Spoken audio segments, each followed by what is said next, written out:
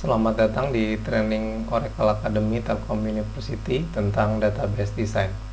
Pada kesempatan kali ini kita akan membahas subtopik 9.3 yaitu tentang relationship mapping atau pemetaan hubungan. Objektif yang akan kita pelajari dalam pembahasan kali ini adalah menerapkan aturan pemetaan untuk mentransformasikan one to many dan juga bar relationship. Kemudian menerapkan aturan pemetaan hubungan untuk mengubah hubungan many to many. Kemudian mentransformasikan menjadi hubungan one to one. Kemudian menerapkan aturan pemetaan hubungan untuk mengubah hubungan dengan relationship dengan benar ya terhadap nilainya R. Oke, untuk tujuan misalkan kita sedang membangun rumah untuk seseorang, kita memiliki semua bahan seperti kayu, pintu, jendela, paku, skrup, dan lain-lain, tapi kita tidak memiliki desainnya. Maka saat kita mulai, kita tidak tahu berapa banyak kamar yang harus dibuat, di mana jendela harus ditempatkan, bagaimana pintu harus menghadap, atau warna apa yang harus dicat setiap kamarnya. Jadi kita dapat membangun rumah sedemikian rupa dan mengambil keputusan ini sesuai dengan keinginan. Tapi jika kita tidak memulai dengan blueprint gitu ya, secara struktural, maka hasil akhirnya mungkin bukan rumah yang akan ada di dalam keinginan kita. Oke, jadi hubungan yang dipetakan antara primary key dan juga foreign key ini memungkinkan satu tabel untuk referensi yang lain. Jika kita tidak memiliki hubungan, kita hanya memiliki banyak tabel secara mandiri yang berisi informasi yang tidak saling berrelasi ya. Jadi memetakan hubungan antara entitas berfungsi sebagai first step, langkah pertama ya, untuk yang penting untuk memfasilitasi diskusi antara customer, desainer, perancang, administrator dari sebuah produk database. Jadi perlu saling koordinasi satu sama lain. Baik, untuk aturan dari relationship, jadi suatu hubungan menciptakan satu atau lebih kolom dari foreign key itu sendiri di dalam tabel. Dengan artinya karena ada banyak foreign key berarti akan banyak hubungan. Kemudian kita juga bisa menggunakan short name ya, nama pendek untuk tabel untuk memberi nama foreign key. Nah, kita sudah belajar bagaimana caranya kemarin short name ya. Kalau dua kata, kemudian dua silabel, satu silabel ya, satu suku kata. Dalam contoh kolom foreign key gitu ya, yang berada di dalam karyawan adalah misalkan adalah DPT ID. Jadi untuk hubungan dengan departemen. Kemudian ada MGR yang bersifat rekursif, ya artinya nanti dia akan membuat looping ya, atau big ear. Selanjutnya adalah kolom foreign key dapat berupa mandatory atau juga bersifat opsional tergantung kebutuhan bisnis. Di dalam contoh misalkan DPT_ID adalah mandatory dan MGR ID adalah opsional. Jadi MGR nya adalah manager ya. Oke. Nah, ini kalau kita lihat ilustrasi dalam bentuk ERD nya kemudian dimappingkan ke dalam bentuk tabel, kita lihat departemen punya ID dan name, kemudian employee punya ID, first name, last name, dan juga address ya. Jadi kalau employee dia bertanggung jawab terhadap departemen, kemudian nanti employee mempunyai bentuk rekursif yang artinya nanti di sini dia memiliki struktur kasket ya. Kita lihat mapping dari entitas softbox ke dalam bentuk tabel. Departemen, key type-nya adalah PK-nya adalah ID, kemudian untuk mandatorinya adalah name. Employee ya, key type-nya adalah ID untuk primary key, last name, first name. Kemudian Kemudian nanti akan terdapat dua foreign key. Jadi foreign key pertama diambil dari departemen .id ya, departemen ID. Kemudian yang kedua dia akan diambil dari MGR ID. Jadi MGR ini adalah ini ya, managed by ya. Jadi ini nanti akan mengarah ke sistemnya foreign key ke primary key-nya ID employee. Selanjutnya adalah pemetaan mandatory relationship ya dengan satu sisi. Jadi hubungan mandatory satu sisi atau wajib di keduanya ya, atau mandatory di keduanya dipetakan dengan cara yang sama persis dengan hubungan yang opsional di satu sisi. Model konseptual cukup kaya untuk menangkap opsionalitas di kedua ujung hubungan.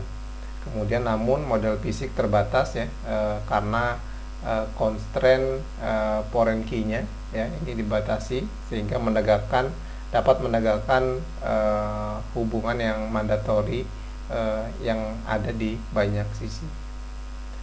Kita lihat lagi pemetaan hubungan wajib di satu sisi. Misalkan dalam contoh berikut, model fisik tidak dapat menegakkan bahwa band ini harus terdiri dari setidaknya satu musisi.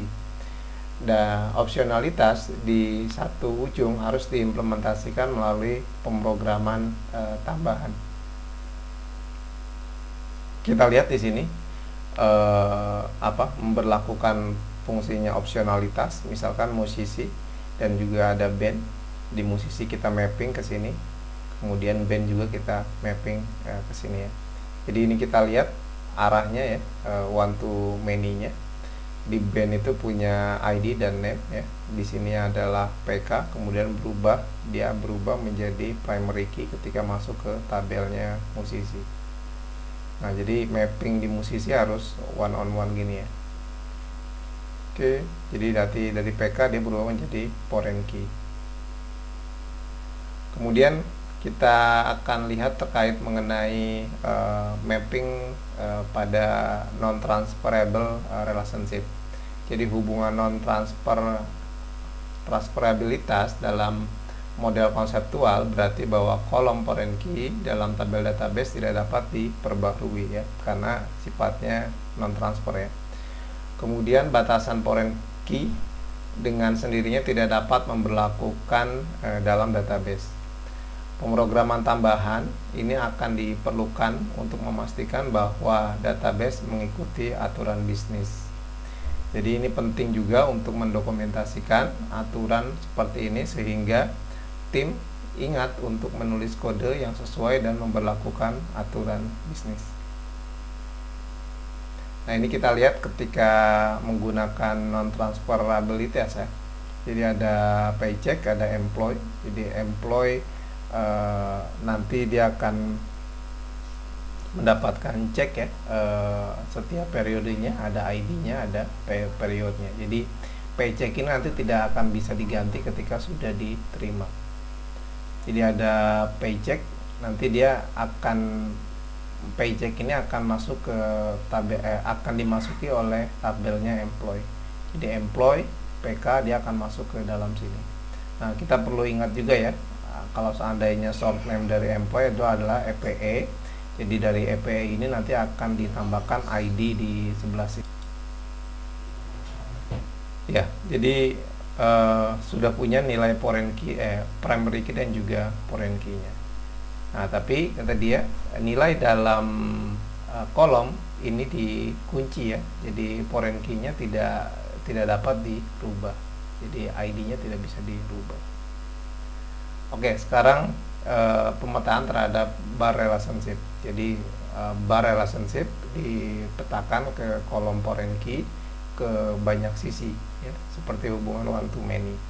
Pada kasus ini kolom foreign key ini memainkan peran ganda karena juga merupakan bagian kunci dari primary key juga.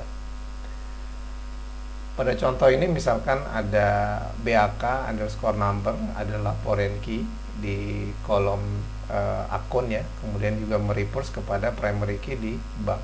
Jadi ada account, ada rekening ya, kemudian ada bank ID-nya juga. Jadi ini juga merupakan bagian dari primary key dari sebuah akun ya, rekening ya. Nah, ini kita lihat bahwa ada rekening, kemudian di sini ada bank gitu ya. Karena di sini ada bar relationship, artinya akun yang ada di sini sebenarnya mengandung informasi terkait mengenai bank di sini juga. Nah, kita lihat bank number di sini adalah sebagai primary key ya, primary key. Kemudian name-nya. Nah, primary key di sini nanti dia bertindak selain sebagai foreign key, dia juga bertindak sebagai primary key.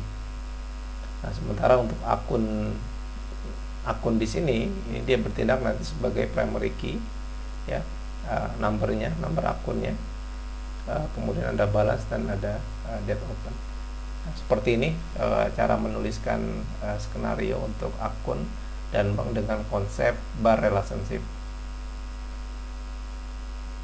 Kemudian hubungan dengan cascade relationship. Jadi hierarki dapat mengarah pada hubungan cascade bar relationship ya. Jadi di mana UID entitas di bagian atas hierarki, di bawah sampai ke UID entitas bagian bawah hierarki. Jadi pada contoh misalkan UID sebuah kamar terdiri dari nomor kamar, kemudian ada nomor suite dan juga nomor lantai serta ID building. Kemudian ini merepresentasikan hubungan yang ini ya, bar relationship ya,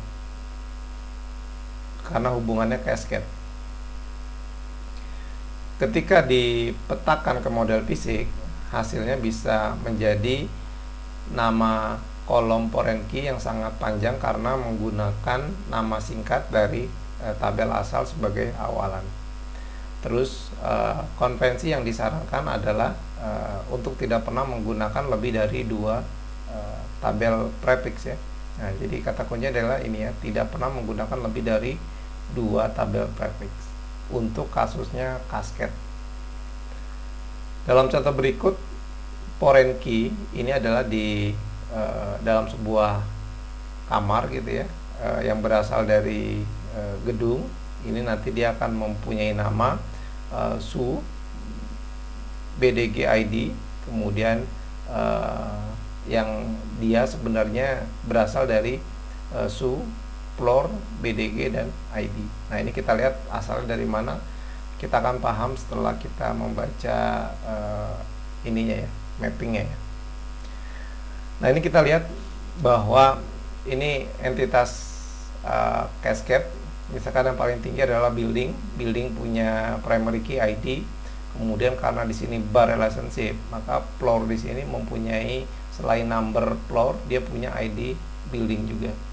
Kemudian suite, selain dia punya suite number suite, dia juga punya number floor dan juga ID building. Begitu juga seterusnya. Room number, selain dia punya number suite, punya number floor, juga dia punya ID building. Contoh misalkan ketika kita rooms ya, jadi ini pluralnya, kemudian room ini kemarin kita sudah pelajari, jadi mulai dari kata pertama, kata pertama, kemudian kata kedua dan juga kata terakhir, makanya room. Kemudian kita definisikan dulu. Oke, sebaiknya kita mulai dari bawah dulu saja ya, biar mudah ya. Jadi ada building, ada ID, dan ada address. Jadi building kita masukkan ke dalam primary key, kemudian masuk ke floor number, primary key-nya adalah ini ya, floor number, FLR number. Kemudian karena di sini bar relationship, maka PK di sini mengandung informasi ini ya, ID, BDG, ID. Ingat ini adalah short name, BDG underscore ID dimasukkan ke dalam sini. Jadi karena dia bar relationship, maka ada PK dan foreign key. Kemudian masuk lagi ke suite. Suite untuk primary key-nya adalah su underscore mbr untuk number. Kemudian karena dia ada bar, kita ambil dari pk. PK-nya sekarang tidak primary key, tapi dia juga selain primary key dia bertindak sebagai foreign key juga. Kemudian floor underscore NBR. Kemudian untuk yang buildingnya dia punya PK primary key, kemudian foreign key, dan juga FLR BDG ID. Nah ini jadi ditambahkan ya, tidak hanya langsung BDG ID, tapi dia mengarah kepada lantai sebelumnya ya. Ini sebelumnya, jadi ada floor underscore BDG underscore ID. Kemudian jangan lupa, karena di suite ini ada tenant, maka kita perlu menambahkan opsional juga di sini. Jadi kalau saya nanti di sini suite-nya ada name, tuliskan name. Kalau name-nya mandatory, tuliskan di sini juga mandatory sifatnya. Walaupun dia statusnya bukan primary key ataupun alternate key gitu ya, ataupun unique key. Jadi kalau memang kosong saja. Terus selanjutnya ke room number. Kita lihat di room number ada primary key-nya adalah room number, kemudian masuk lagi ke suite number ya, kita ambil dari yang sini. Kemudian ada primary key yang kita ambil dari NBR sini. Kemudian ada untuk yang buildingnya ini kita ambil dari FLR BDG ID ya. Jadi ini berarti kita ambil dari sini. Oke. Selanjutnya adalah hubungan yang bar relationship ya, diilustrasikan sebagai contoh berikut. Misalkan sampel data untuk setiap tabel menggambarkan hubungan yang bar relationship cascade ya. Misalkan building punya ID 100, addressnya di alamat ini. Kemudian floornya dia punya lantai 1, 2 gitu ya. Untuk building ID-nya dimasukkan 100. Nah nilai ini dimasukkan ke dalam sini ya, floor number dan juga FLR BDG. Nah numbernya baru lagi 15, 25. Jadi dia dimasukkan dari sini ke sini, tergantung dengan kebutuhan ya. Kalau di sini 2 gitu. Kemudian dari sini dimasukkan ke rooms ya, ke rooms. Nanti perlu diingat untuk leveling paling BDG ID ini, tadi ingat paling sedikit itu minimal ada 2 ya. Kalau teman-teman ingat di sini konvensi menyarankan agar tidak lebih dari 2 tabel prefix. Nah ini kita lihat di sini. Ini dia paling kanan ini dia harusnya ada su, ada floor ya, ada BDG, ada ID. Tapi kalau kita cukup melihat dari yang bagian akhirnya saja. Ya, ini suit ya, berarti dia paling terdekat sama dia langsung ke BDG ID. Jadi floor-nya dilewat. Jadi kalau sana nanti cascade-nya sangat panjang sekali, nanti cukup diambil di bagian atasnya saja, kemudian diambil langsung bagian akhirnya. Jadi cukup 2 saja. Jadi dengan melihat seperti ini, su berarti suite ya, kemudian BDG berarti building, dan underscore ID ini berarti primary key dari building. Gitu. Kemudian memetakan hubungan many to many. Jadi hubungan many to many diselesaikan dengan entitas persimpangan yang memetakan ke tabel persimpangan. Jadi di intersection ini ya, tabel intersection ini akan berisi foreign key yang merujuk ke tabel asal. Jadi pada contoh review berisi ulasan ya, ulasan semua kombinasi yang ada di antara kritik dan juga film.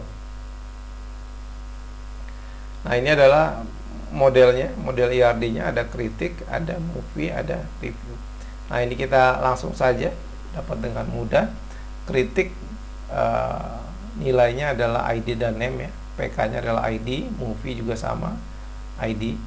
Nah, dari sini karena ini bar relationship, maka dia ada primary key-nya 2 ya. Ini untuk foreign key yang pertama adalah foreign key yang kedua. Kemudian jangan lupa di sini ada rating. Selanjutnya adalah memetakan hubungan one to one. Saat mengubah hubungan one to one relationship ya, jadi kita membuat foreign key dan juga unique key. Semua kolom foreign key ini juga merupakan bagian dari unique key. Jika hubungan itu wajib di satu sisi, foreign key dibuat di tabel yang terkait atau koresponding. Dalam contoh ini, misalkan ada CBE underscore code adalah kolom dari foreign key di tabel karyawan ya. Ini merujuk pada primary key-nya cubicle. Kemudian CBE underscore code ini juga akan unik ya untuk pada tabel karyawan. Ini kita lihat ada mapping employee, kemudian di sini cubicle, ada setiap pegawai, nanti dia masuk ke dalam sebuah cubicle ya. Tapi hubungannya adalah one to one. Jadi kalau gambar ini masih ingat, jadi kalau employee pasti dia punya cubicle ya. Tapi cubicle belum tentu punya employee. Employee ID-nya ada, primary key-nya adalah ID, sementara cubicle primary-nya adalah kode ya. Nah, ini tinggal kita masukkan saja ke sini. Dia selain sebagai primary key, dia juga bertindak sebagai unique key. Artinya tidak boleh ada yang ganda datanya di cubicle. Kecuali kalau di sini dia hubungannya bar relationship ya. Kalau di sini ada bar relationship, berarti di sini pun nilainya harus PK ya. Harus PK, FK, dan UK.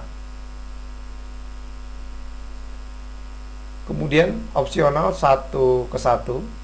Jika hubungan bersifat opsional di kedua sisi, kita dapat memilih tabel mana yang kita dapatkan sebagai untuk foreign key. Ya, jadi boleh mau yang sebelah kiri atau sebelah kanan, kita tinggal kita tentukan. Tidak ada aturan khusus ya, tapi di sini ada beberapa pedoman menerapkan konsepnya foreign key di tabel dengan baris yang ini ya, lebih sedikit untuk menghemat ruang. Jadi aturannya bukan aturan khusus ya, tapi ini guideline-nya lah ya, atur. Jadi menerapkan foreign key di tempat yang lebih masuk akal untuk bisnis. Dalam contoh, misalkan agen penyewaan mobil akan lebih peduli tentang mobil daripada space-nya. Jadi masuk akal untuk memasukkan foreign key di mobil, gitu ya. Akan tetapi, jika dalam bisnis perparkiran, gitu ya, objek utamanya adalah tempat parkir, bukan mobilnya ya. Oleh karena itu, akan sangat masuk akal jika foreign key-nya adalah ruangan ya, bukan mobilnya. Nah, ini kita lihat model aturan bisnisnya. Ada car, ya, ada space. Jadi di sini ada license untuk primary key-nya, di sini ada ID untuk space-nya ya. Nah, kita lihat skenario pertama, ketika modelnya adalah bisnis rental, ya. Jadi bisnis rental akan masuk space ini ke dalam cars-nya ya, ke dalam mobilnya. Akan tetapi berbeda kalau seandainya bisnisnya adalah bisnis parkir. Jadi bisnis parkir bukan parkirnya yang masuk ke dalam mobil, tapi mobilnya yang masuk ke dalam parking lot-nya gitu. Jadi nanti dia akan menilai berapa banyak jumlah space yang masih ada. Nah, ini adalah hubungan one to one. Jadi mana yang mau dipilih, ini sama-sama ini ya. Jadi kalau tadi ada kriteria mana yang paling sedikit rows-nya itu yang dipilih. Nah, ini sama-sama 2 ya. Nah, ini nanti kita tinggal tentukan sendiri saja. Kemudian memberlakukan one to many. Jika hubungan itu wajib di kedua ujungnya, kita memiliki batasan yang sama dalam database sebagai hubungan one to many yang bersifat mandatori di satu ujung. Oleh karena itu, kita perlu menulis kode tambahan untuk memberlakukannya. Nah, misalkan pemetaan arc ya, atau busur. Entitas yang memiliki arc ini akan menetapkan ke tabel yang berisi foreign key dari tabel 1 ke ujung hubungannya. Kemudian perhatikan bahwa meskipun hubungan dalam arc ini bersifat mandatori di banyak sisi, foreign key dihasilkan harus bersifat opsional karena salah satu dari mereka akan selalu kosong. Nah, ini kita lihat mapping arc-nya. Jadi kalau ada membership boleh menggunakan jalur perusahaan, boleh menggunakan jalur customer. Ini sudah kita jangan bahas lagi. Kita modelkan ke dalam bentuk tabel. Jadi nanti Anda silakan melakukan mapping ID, start date, expiration, dan termination. Kemudian di sini company di sini, kemudian customer di sini. Nanti dituliskan, nanti di sini jadi PK, di sini jadi PK, masuk ke dalam sini dia jadi foreign key. Ya. Ingat, karena ini bersifat arc ya, yang aslinya eksklusif OR, yang awalnya di sini mandatori, ketika masuk ke dalam tabelnya membership, dia berubah menjadi opsional. Ya. Ya, jadi harus memilih salah satu, tidak boleh kedua-duanya ya. Masih ingat dengan arc ya, dengan eksklusif OR ya. Jadi meskipun di sini mandatori untuk mapping arc, dia nanti akan berubah menjadi opsional. Karena arc merepresentasikan hubungan eksklusif ya, kode tambahan diperlukan untuk memastikan bahwa hanya salah satu foreign key yang memiliki nilai untuk setiap baris dalam tabel. Batasan pemeriksaan yang disimpan dalam database dapat dengan mudah melakukan ini. Jadi dalam contoh, kode untuk melakukan constraint terhadap pemeriksaan akan terlihat, misalkan ada cek ya, misalkan PSE ID is not null, tidak null, dan P underscore ID adalah kosong. Jadi ini dibalik ya. Coba kita lihat. Misalkan gini. Kalau CPE-nya berisi, maka CMS ID-nya 0, boleh 0. Sebaliknya, kalau CMS underscore ID-nya kosong, isi, maka CPE ID-nya adalah 0. Nah, ini adalah statement untuk itu. Ya, jadi jika hubungan sepenuhnya bersifat opsional, kita dapat menambahkan nilainya adalah OR. Oke. Baik, terminologi yang sudah kita pelajari ada cascade, bare relationship, ada intersection, ada non-transferable. Silakan diulang kembali materinya jika masih ada yang kurang dimengerti. Baik, untuk rangkumannya, menerapkan aturan pemetaan hubungan untuk mentransformasikan one to many dan hubungan bare relationship. Kemudian menerapkan aturan pemetaan hubungan untuk mengubah hubungan many to many, kemudian mengubah hubungan one to one ya. Jadi nanti boleh kiri ke kanan, kanan ke kiri ya, karena sifatnya one to one. Kemudian menerapkan aturan pemetaan hubungan untuk mengubah hubungan menjadi relationship yang bersifat arc. Oke, baik, untuk pertemuan kali ini kita cukupkan. Terima kasih.